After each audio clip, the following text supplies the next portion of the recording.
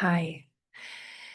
I felt really inspired today to talk just a little bit about femininity and the emergent values that are arising here that not only am I seeing in my own practice, I'm seeing it in my own life, I'm seeing it with other people, but it feels like it could be really nice to hear that life is emergent. When we superimpose ideas of life on top of life, we create a boundary in which life, as life is, can no longer operate in freedom. And since we're conditioned this way, we're conditioned to, but especially through a school system, we're conditioned to think in certain ways that are often compartmentalized. We turn even the way that we think often into a masculine framework of logic and ideas and operating within. And these forms that are contained within the way that it is loses its fundamental spontaneity that would break the form structure that would demonstrate what it is and allowing it to be what it is. And so it's just one simple way of talking about imposition of form, structure, and idea, which is very masculine. It's also a way that we utilize form for understanding or to deepen understanding to the place where our own consciousness can live paradoxically in form because we've understood the form, and then to also be able to let go of form, recognize that form serves a purpose and that there's more to the form that we can see. Now we're talking multidimensional, right? There's how we feel and what we perceive from word, where that life within us is also giving meaning and value. Now we start to move into the feminine world of feeling and an almost mystical understanding of there's what we see and then there's what's behind what we see. And that life is equally existing in the same way that what we see is existing. And when we give too much value to one side, we clearly will pull the other side out of context when we say that there's too much that life is like this, and we draw the box and we say it is, and we could have all the reasons and validations of why life is like this box that we're talking about. And we could name libraries, right, that would prove that the box that's there, that this is the way that it is.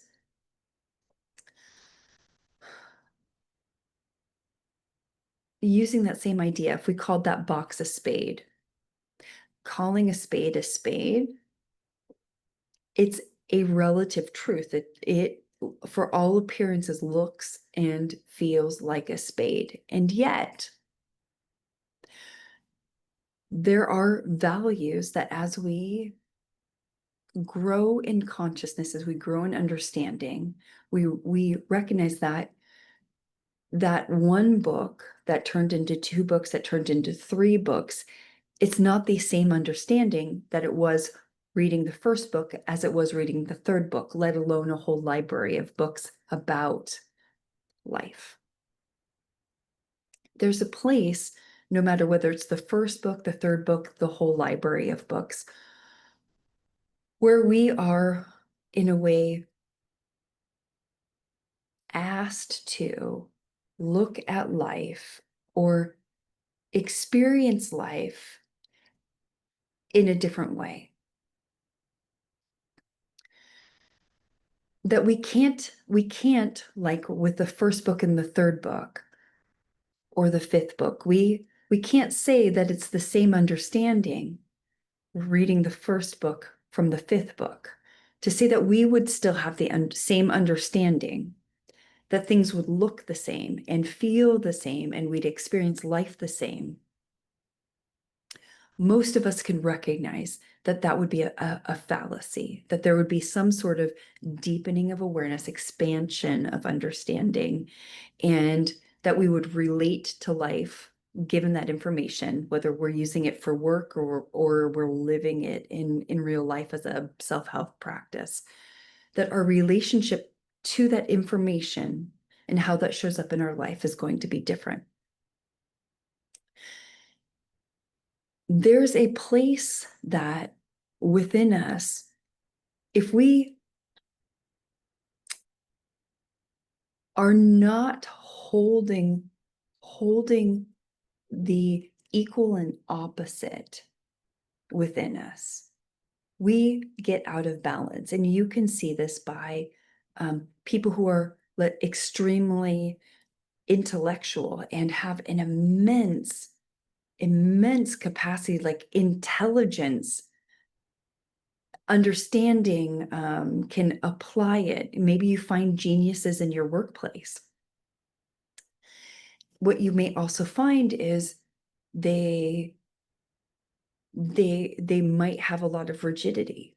Maybe they have a lot of their clarity of how it is very formed, and so they've got a lot of ways to explain the same kinds of things, and maybe it's true, maybe all of it's true, but they don't really get you there while they're talking. They don't really relate with you. They're missing somehow what I'm going to call the reception of something or someone, another form that doesn't fit in their form context. The same thing can be true on the opposite side of that same idea or spectrum, that those who tend to not live in form and structure, those who seem to not have a lot of discipline and not tend to care so much about even understanding the spectrum that we have over here of, you know, almost like a child, where the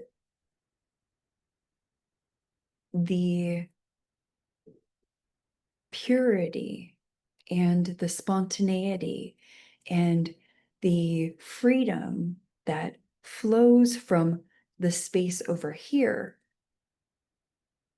can be really exciting, especially if your tendency is in a different context, right? This kind of relationship to nonlinear thinking, and that the way that one relates with the world might not be able to be contained or fit in the box, and so the relationship with this degree of freedom can feel really liberating being around, and especially when they're comfortable with their degree of freedom and their sovereign ability to navigate all of their energies and live life as a flow. These spaces need each other. And really at the deepest archetype of self, of masculine, feminine, they are not separate from each other. We look to understand through defining, which in defining it already creates a limitation. So we understand more through direct experiencing of this.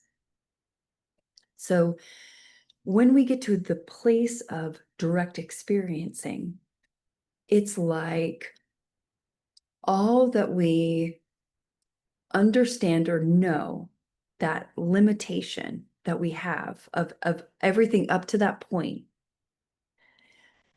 in a way, it's like the masculine has led us to the point of its limitation of where it can go, because now it's in the unknown. It's reached that point of I don't know. Once it's reached the point of I don't know, its counterpart, the feminine, is asked to reach into her depth of her own vastness, her own unknowing, and emerges with the knowing that knows to give back to the masculine, who then continues the next step or next leg of orientation, of going. His GPS or guiding system is limited to what he can trust. And since the feminine, again, as an archetype, and again, we have both of these within us, whether you are externally male or externally female, the energetic archetypes are operating within us all the time. This isn't just me talking. This is look and see this in your own life, and you become your own scientist to see whether this is true universally or not. So this masculine is dependent on the feminine to be able to access the formless, because his form, the formless of the masculine, is orienting. It's going, it's movement, it's moving energy.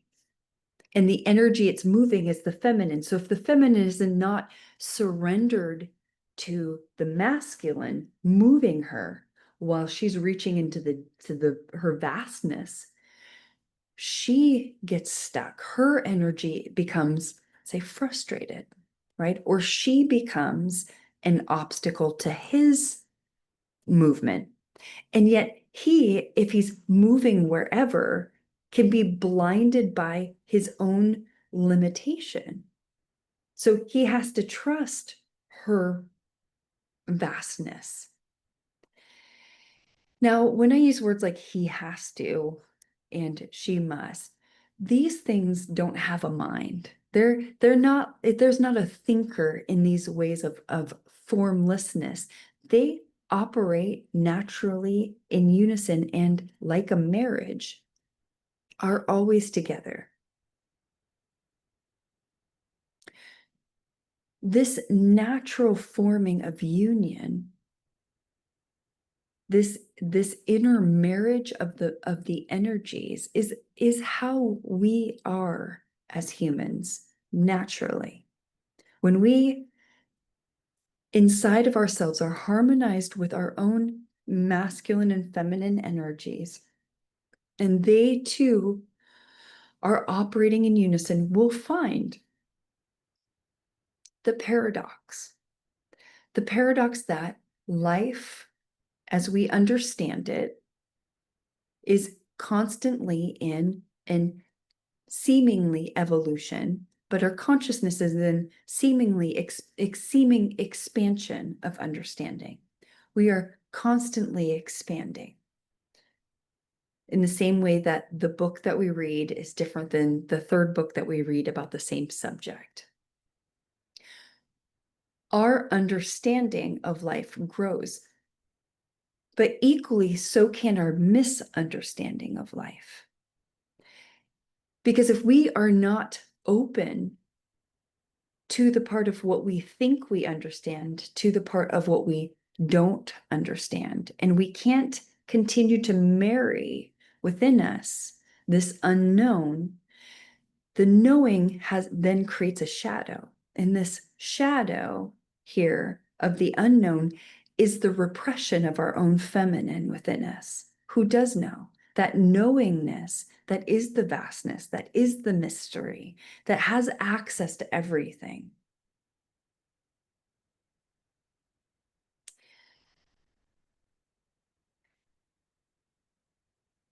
And is part of what is really becoming awakened now as we drop our current understanding. And that's not to invalidate the fact that all of the steps that we take in every moment are very important. They build bridges in each moment of understanding or awareness from one consciousness to another. None of that is separate from us. It's like, those Russian dolls, and imagine like each one of those are layers of consciousness. And the difference is that we grow in awareness of the different layers. And then the other facet of that is they're not just growing in awareness, like separate from us, but as we embody it and we become our own scientists and we see for ourselves through our own experiencing of reality as it is, we start to be able to discern what is life-giving and life-sustaining and what is that which is taking us from life, that which is draining our life. And we also recognize that all of this expansion and shrinking, this like idea of knowing, and then the forgetting, they're all facets in movement of the greatness of how we are created and also that which we are.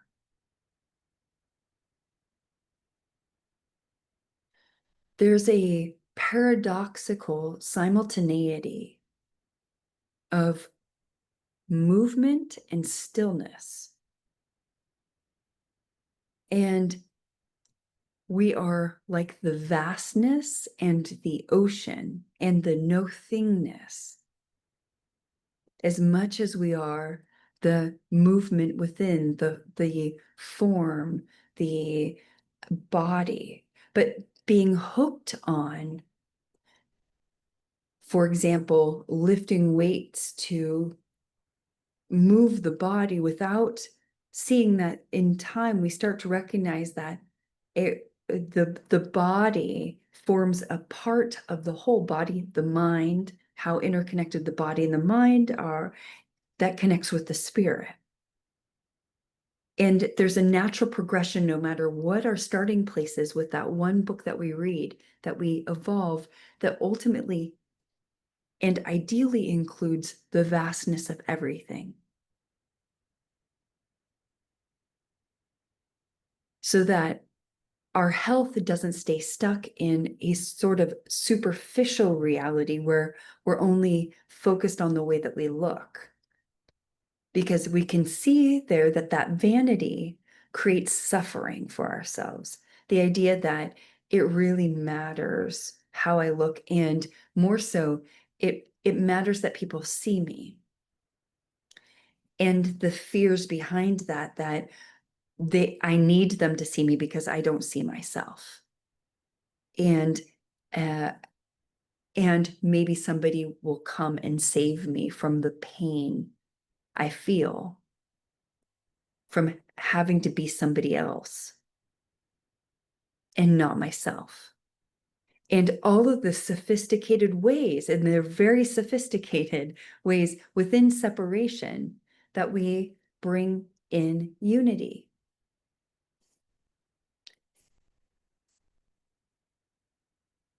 And as we become more expansive and more self-aware of a greater self that's calling us, that's pulling us, that's also equally and simultaneously indwelling, that our light is arising and is given from this space, that it's not out there, it's also in here. And there's not either an out there or an in here. We start to see the isness that has needed our steps in polarity, and in the same way that the masculine and the feminine coexist equally in their own form structures and beyond form. They're at the birthplace of form where we can start to put words on the experiencing of that. So then we can talk about it and then bring others to understanding of it. They will, like you listening to this, if you haven't already, and I imagine that many of you have, will need to take in the words, which is another realm of feminine surrender. There's a trust there implicitly. I feel really emotional because I just feel the deep value and calling to be able to receive the words as frequency that unlock within us, which requires discernment, because we all are aware of the charlatans that have existed, that say one thing, do another, or that don't walk their talk, and the betrayal that we as humans have known. And we're asked and called to a greater awareness, to a greater place that isn't denying that those things exist, that isn't giving the outer power and authority by then pretending somehow that rejecting anything brings intimacy. But we just get better at listening. And the listening is not only active, as in masculine moving towards and hearing the words as form structures. And there's more there. But the words and what's behind the words, what's being said, what is the source of the words? What is our experience within our listening? What is our body saying? What is it awakening? What portals are opening as we're listening to someone who has read it about it and can talk about it and sounds really amazing because they've read all the books, or somebody who has lived it and can talk about it through their own direct and personal experience. They both have value. Which one has more of an impact of awakening the codes within us, or the portals within us, is when we know truth when we hear it. It's a vibration.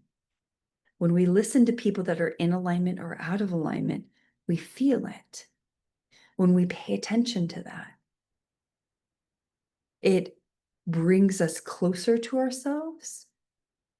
Or maybe we're in a phase of our life where, like bodybuilding, and I don't mean anyone who bodybuilds, I mean the idea of bodybuilding for the sake of vanity. And I'm not even in judgment of that. But they're like stepping stones. The part of us that likes to listen to words because they sound good, but they're empty because they're spoken from a person who wants to look good, but they're not really in contact with the vitality and the truth where true beauty arises. And then it creates a sort of vanity of words that many who are pulled in, even manipulated by charisma, people who are really brilliant, know how to use words well, know how to feel, but they use it to get. Ultimately, there's a often hidden ulterior motive that if we are not swayed by appearances in the same way we're not swayed by words, we can feel whether the words and the actions come from a source that moves us, This is the emergent value that I'm speaking to. Are we moved to action because there's some truth within us that becomes awakened, that we are pulled into, that life moves us to trust, to expand, to surrender? So that marriage of surrender, we feel it, we feel the truth call, we feel the vibrations, and we're like, yes, we feel the yes in our body. That yes creates a space of surrender, and equally it creates in action, a movement. It takes longer to explain it than it does to experience it. And when we hear it, we can relate within in ourselves, like, oh yeah, there is this sort of opening that happens, and and and I feel the depth simultaneously. I feel the movement. And then we start to recognize, oh, that's the feminine and masculine in harmony with itself. And I feel good. And this isn't this isn't coming from a split place within that's like in service, but doesn't want to be, right? This is real union. This is how we know, because we feel the depth and the movement both taking us, the surrender and the action happening, and we feel the pull. It's magnetized and it's electric, it's moving, it's like a vital life force that's just zzz, and it wants something to go deeper, to listen more, to surrender, to abandon. It wants something.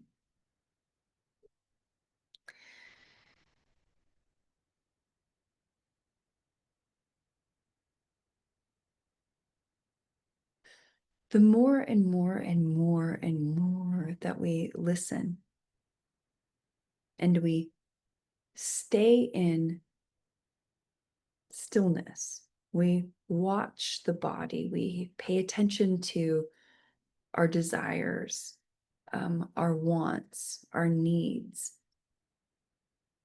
We question, why do I need that really? Like, what is that serving? What is that giving? What do I think it's going to give me?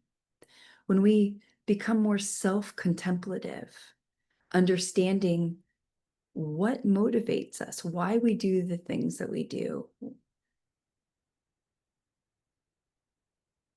we're less pulled into the outer world and less easily manipulated, because we are not choosing to manipulate ourselves anymore.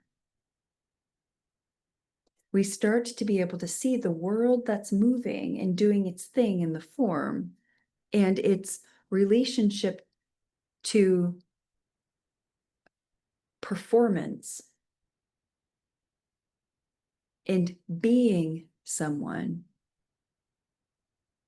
without knowing who it is. And when the drive has no grounding to even question, is who I want to be, what purpose is that serving? Is that serving my vanity? Is that serving my own personal glorification, or is that serving a greater purpose beyond me? When I can reach to those places that connect me with greater universal truths and realities that are simultaneously living inside of me, the performing on the outer becomes more clear that the performance is to get something, but that something is something I don't need because I already have what I need.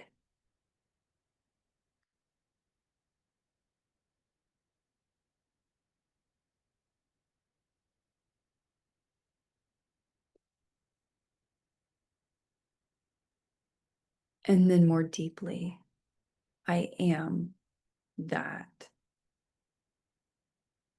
So the more that I relate, not in judgment, even though judgment is a great tool for bringing in self understanding, compassion, awareness, equalizing the fields,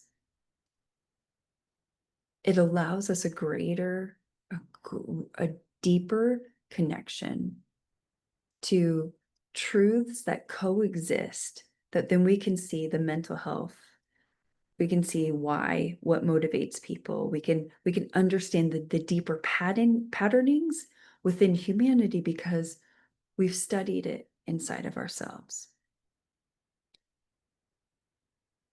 And we no longer then are pulled to perform.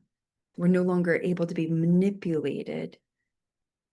The values of the world become less and less enticing because we see the hidden suffering in all of it.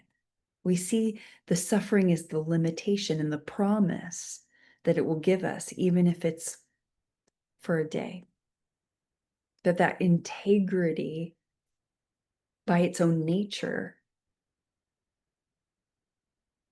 follows the deep thread of integrity of the universe.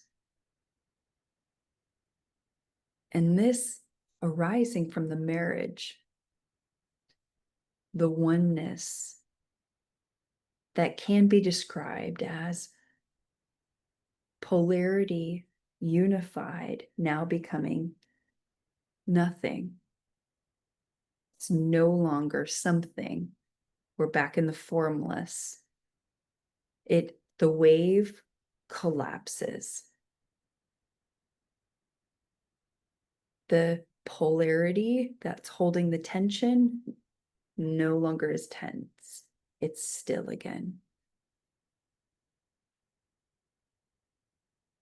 This collapsing can cause a lot of anxiety and suffering for a lot of people because there's such an attachment to who we believe we are within the tension. And that's a beautiful place because that's part of the divine unfolding, is that the tension and the polarity is bringing us self-understanding and awareness, but also suffering by not understanding that by holding one side of the polarity, the other's in shadow, and you are that too. And by taking a side, you're now pitting another side. But we can come to a place where we see that there's no side, that everything is a simultaneous arising, and it's just a matter of finding where the facets fit and they overlay and where it's the same.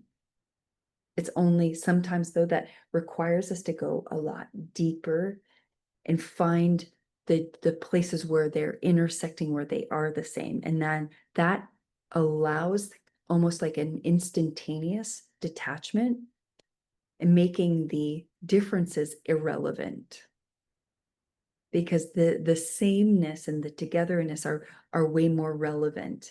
The harmony that's present in all of that is way more satisfying and somatically embody that heaven that we feel in peace and in harmony is way more exciting.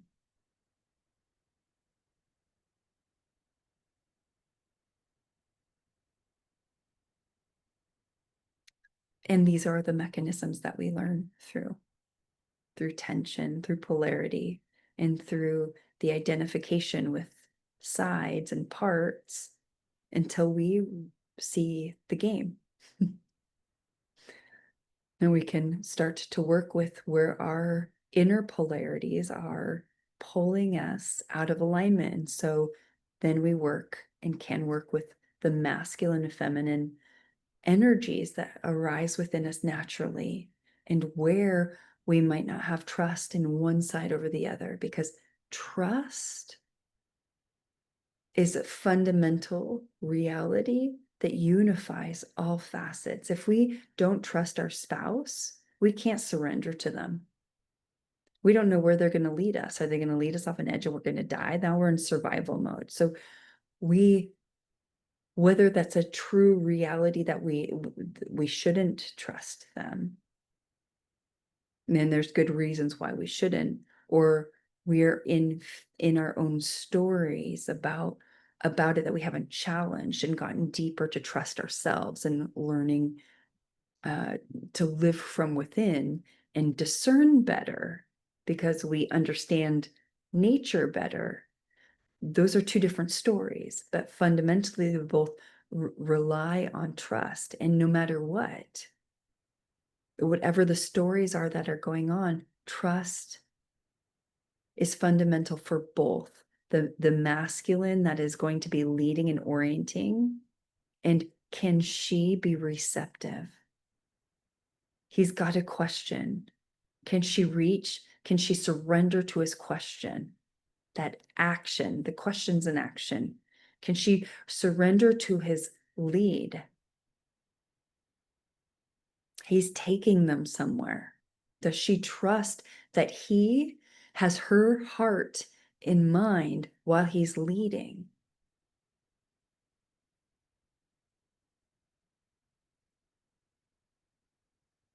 And trust is an all in. This is why being like a child has so much value.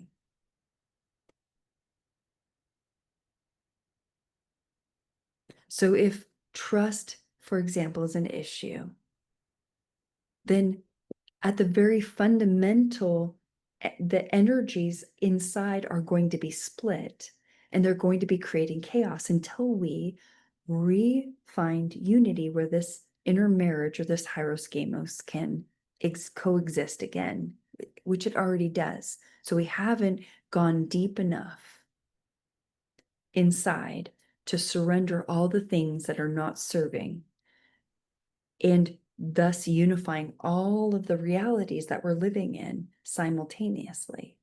That will change the reality we're living in because we've surrendered false ideas.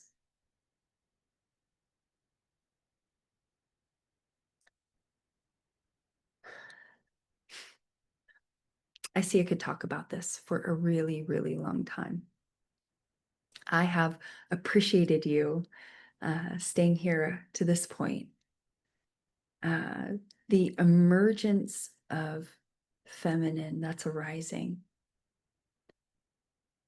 and the emotions that are most likely arising with her to purify the suppression, is also equally going to be a masculine challenge, because the vitality, the rawness of the potency of the power here that has not been allowed, the masculine, again, energies may not know how to handle nuclear energy, that which can destroy all of life. And that can be a really scary place. And so we are building the tools, again, consciously bridging. And this is a mutual efforting, masculine, feminine.